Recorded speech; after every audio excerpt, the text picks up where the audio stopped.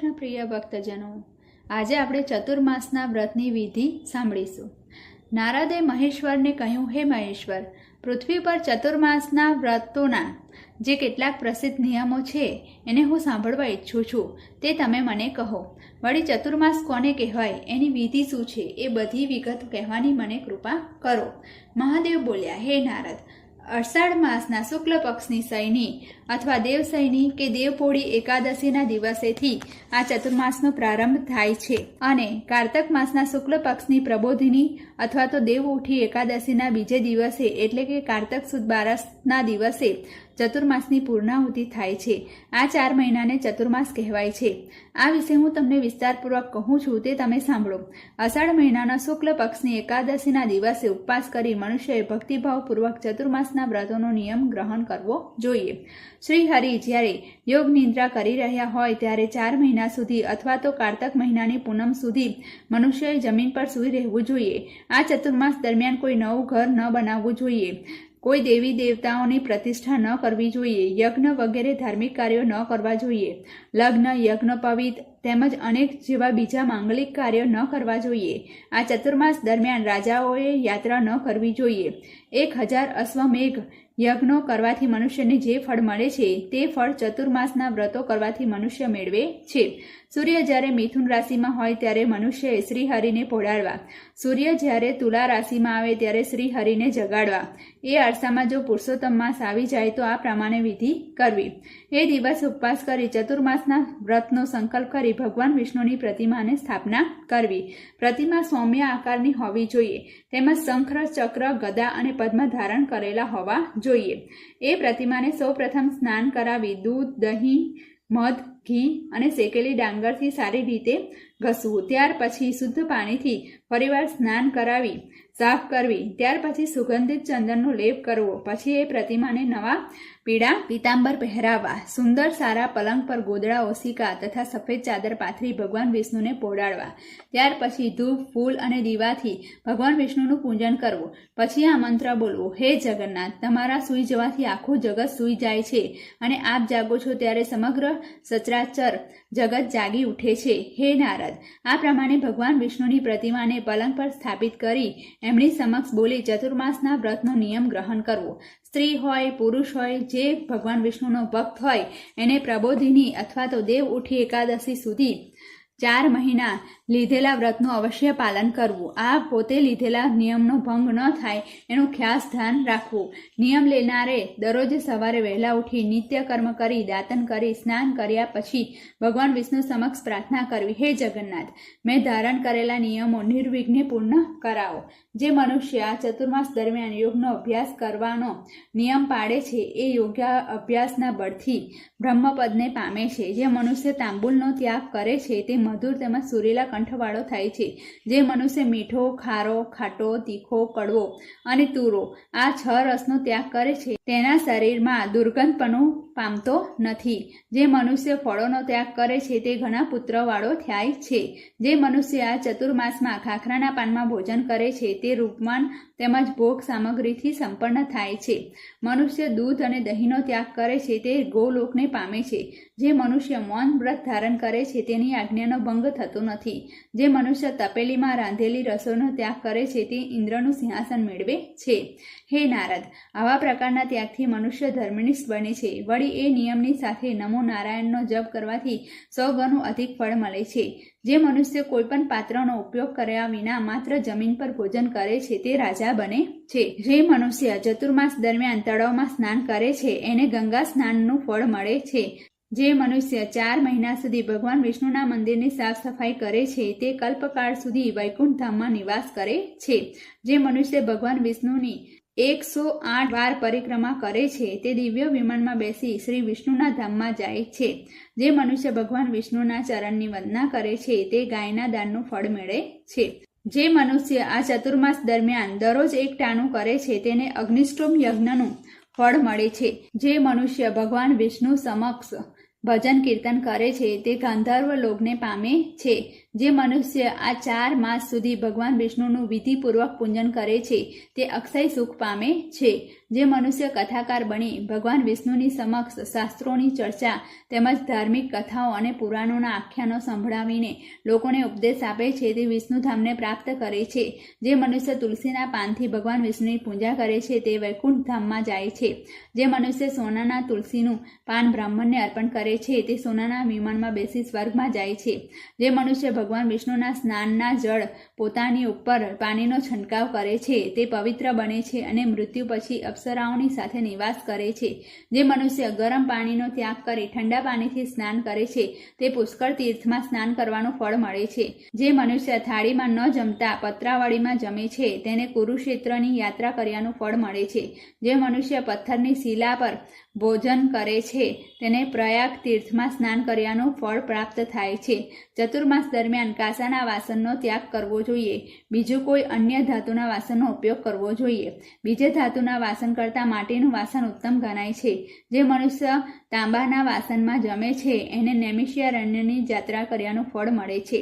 જે મનુષ્ય 1 વર્ષ સુધી દરરોજ જે અગ્નિહોમ કર્મ સેવ્યાનું ફળ મેળવે છે તે જ ફળ પત્રાવળીમાં ભોજન કરનાર મેળવે છે. ખાખરાના પાંદડાની પત્રાવળીમાં ભોજન કરનારને ચાંદ્રાયન વ્રત કર્યાનું ફળ મળે છે. જે મનુષ્ય આવી ખાખરાના પાનની પત્રાવળીમાં એક જ વાર ભોજન કરે છે તે ત્રિરાત્ર વ્રતના જેટલું પુણ્યદાયી છે તેમજ મોટા મોટા પાપોનો નાશ કરે છે એમ કહેવામાં આવ્યું છે. એકાદશીનું વ્રત કરવાથી જે પુણ્ય મળે છે તે પુણ્ય પત્રાવળીમાં ભોજન કરનારને મળે છે. એટલું જ નહીં પણ એને દરેક પ્રકારના દાન કર્યાનું ફળ તેમજ દરેક તીર્થ સ્થળોની યાત્રા કર્યાનું ફળ મળે છે. જે મનુષ્ય કમળના પાનમાં ભોજન કરે છે એને કદી નરકમાં પડતો નથી. તેમજ બ્રાહ્મણ જો કમળના પાનમાં ભોજન કરે તો તે વૈકુંઠમાં જાય છે. જે મનુષ્ય ચોમાસાના 4 મહિના સુધી કંઈ પણ પાથર્યા વિના જમીન પર સૂઈ જાય છે તેને 10,000 વર્ષો સુધી રોગથી પીડાતો નથી. તેને કોઢ કદી નીકળતા નથી. ઘણા પુત્રવાળો તેમજ ધનવાન થાય છે. જે મનુષ્ય ચતુર્માસ દરમિયાન અયાચક વ્રત એટલે કે જે કંઈ પણ માંગ્યા વિના જે મળે તે ખાવાનું વ્રત કરે તેને વાવ, કૂવા, તળાવો વગેરે બાંધવાના પુણ્યનું ફળ મળે છે. વળી જે મનુષ્ય કોઈનો દ્રોહ કરતો નથી તેમજ કોઈ પ્રાણીની હિંસા કરતો નથી એને પણ વાવ, કૂવા, તળાવો વગેરે બાંધવાનું પુણ્ય ફળ મળે છે. વેદોમાં કહ્યું છે કે અહિંસા એ પરમ શ્રેષ્ઠ ધર્મ છે. તેમજ શાસ્ત્રમાં પણ દાન, દયા, ઇન્દ્રિય નિગ્રહ આ 3 ઉત્તમ ધર્મો કહેવાયા છે. માટે દરેક મનુષ્યએ ચતુર્માસ દરમિયાન આ ધર્મોના નિયમનું પાલન કરવું જોઈએ. એવા મનુષ્યો ઉપર ભગવાન વિષ્ણુ સદા પ્રસન્ન રહે છે. આ 4 માસ દરમિયાન ભગવાન વિષ્ણુ પોળી જાય છે ત્યારે જે મનુષ્ય મધ ખાય છે એને મોટું પાપ લાગે છે. પરંતુ જો મનુષ્ય આ ચતુર્માસ દરમિયાન મધનો ત્યાગ કરે છે તેને વિવિધ પ્રકારના અનેક યજ્ઞો કરવાથી જે પુણ્ય પ્રાપ્ત થાય છે તે જ પુણ્ય એ મેળવે છે. જે મનુષ્ય દાડમ, બીજોરું અને નારિયેળનો ત્યાગ કરે છે તે વૈજ્ઞાનિક દેવ થઈને આખરે વૈકુંઠ ધામને પામે છે. જે મનુષ્ય ડાંગર, જવ અને ઘઉંનો ત્યાગ કરે છે તેને વિધિપૂર્વક તેમજ દાન દક્ષિણા સહિત અશ્વમેઘ યજ્ઞ કર્યાનું ફળ મળે છે. જે મનુષ્ય તુલસી, તલ, દર્ભ વડે પિતૃઓનું તર્પણ કરે છે એનું ફળ વિશેષ કરી ચતુર્માસમાં 1 કરોડ ગણું વધારે મળે છે. જે મનુષ્ય આ 4 મહિના સુધી દરરોજે આમળાનું ચૂર્ણ શરીરે ચોડ્યા પછી સ્નાન કરે છે તેને અવશ્ય મહાન પુણ્ય પ્રાપ્ત થાય છે. વિદ્વાન પુરુષો આમળાના ફળને પાપને હરનારું બતાવે છે કારણ કે ખુદ બ્રહ્માએ 3 લોકનું રક્ષા કરવા માટે જ આમળાના વૃક્ષને નિર્માણ કરેલું. જે મનુષ્ય ચતુર્માસ દરમિયાન પોતે પોતાના હાથે જ રસોઈ બનાવીને જમે છે તે 10,000 વર્ષો સુધી ઇન્દ્રલોકને પામે છે.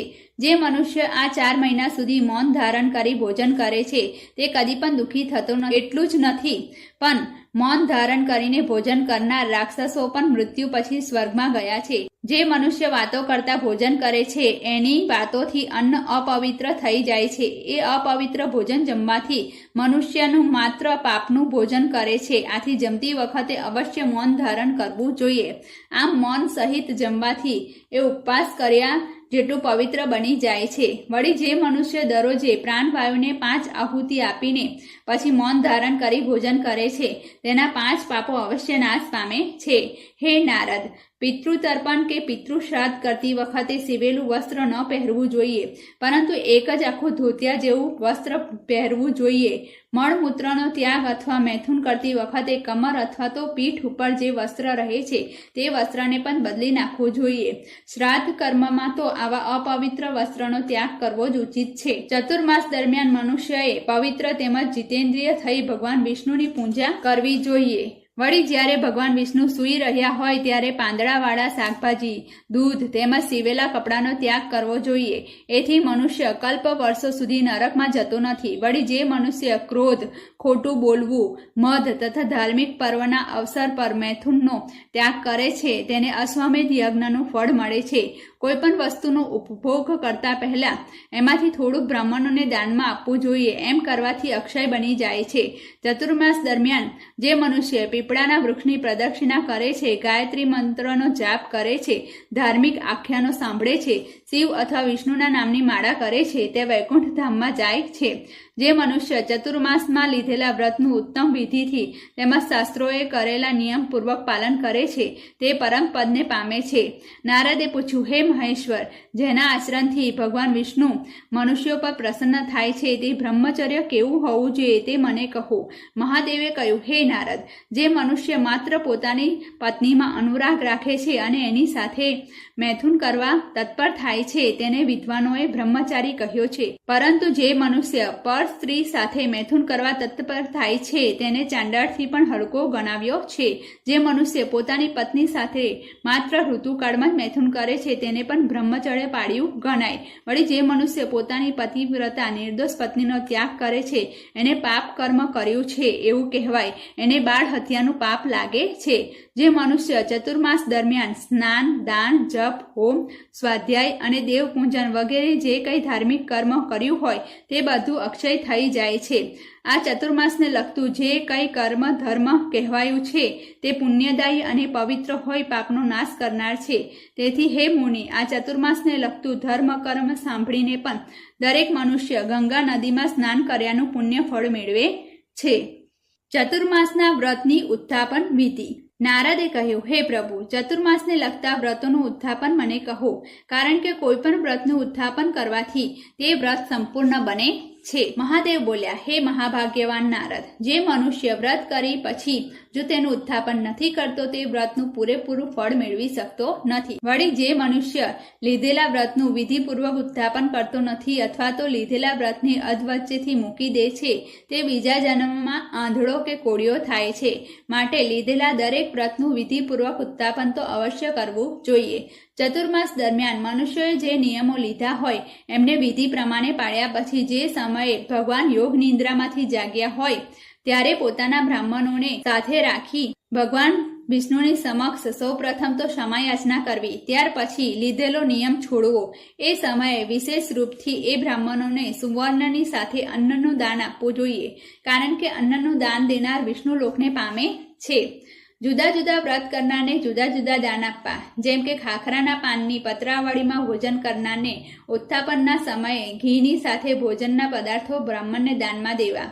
તેલના ત્યાગનો નિયમ લેનારને બ્રાહ્મણોને તેલનું દાન કરવું. ઘીના ત્યાગનો નિયમ લેનારને બ્રાહ્મણોને ઘીનું દાન કરવું. અયાચક વ્રત એટલે કે કંઈ પણ માંગ્યા વિના જે મળે તે ખાવાનું વ્રત લેનારને સોનાની સાથે બળદનું દાન આપવું જોઈએ. ચતુર્માસમાં અડદ ન ખાવાનું વ્રત લેનારને વ્રત પૂરું થતાં વાછરડા સાથે ગાયનું દાન કરવું. આમળાનું ચૂર્ણ ચોળીને સ્નાન કર્યાનું વ્રત લેનારને વ્રતના ત્યાગ વખતે 1 માસો સોનાનું દાન આપવું જોઈએ. ફળનો ત્યાગ કરનાર નિયમ લેનારને ફળનું દાન કરવું. અનાજનો ત્યાગનો નિયમ લેનારને અનાજ તથા ચોખાનું દાન કરવું. ચતુર્માસ દરમિયાન કંઈ પણ પાથર્યા વિના જમીન પર સૂઈ રહેવાનું વ્રત લેનારને ત્યાગ કરતી વખતે ઓશિકા સહિત રૂનું ભરેલું ગાદલું દાનમાં આપવું. 1 ટાણાનું વ્રત લીધું હોય એને બ્રાહ્મણોને જમાડવા. જેમને દહીં અને દૂધનો ત્યાગ કર્યો હોય એમને દૂધ અને દહીંનું દાન કરવું.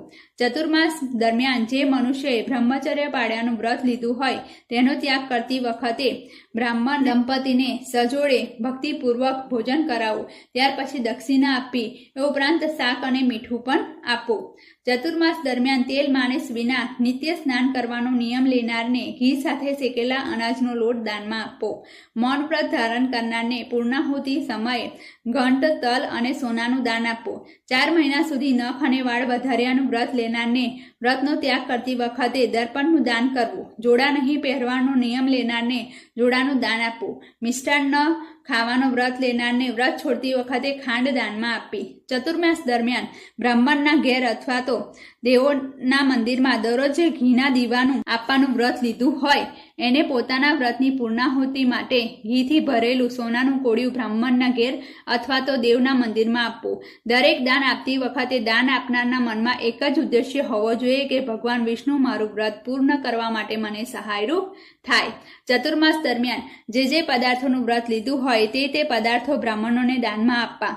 વ્રતના ઉદ્યાપન વખતે ઉપર દર્શાવેલ દાન ન આપી શકાય તો જો પોતાની સ્થિતિ હોય તે બ્રાહ્મણ પાસે સંકલ્પ મુકાવો, જેથી વ્રત પૂરું થયેલું ગણાશે. આ પ્રમાણે લીધેલું વ્રત જો મનુષ્ય મનને કાબૂમાં રાખે તો શ્રદ્ધાપૂર્વક નિર્વિઘ્ને પૂરું થાય છે અને ફરીથી મનુષ્ય જન્મ પ્રાપ્ત કરવો પડતો નથી.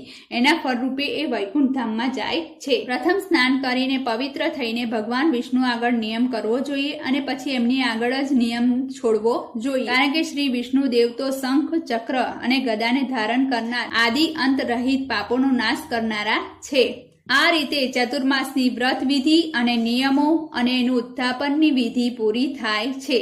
શ્રી વિષ્ણુ ભગવાનની જય.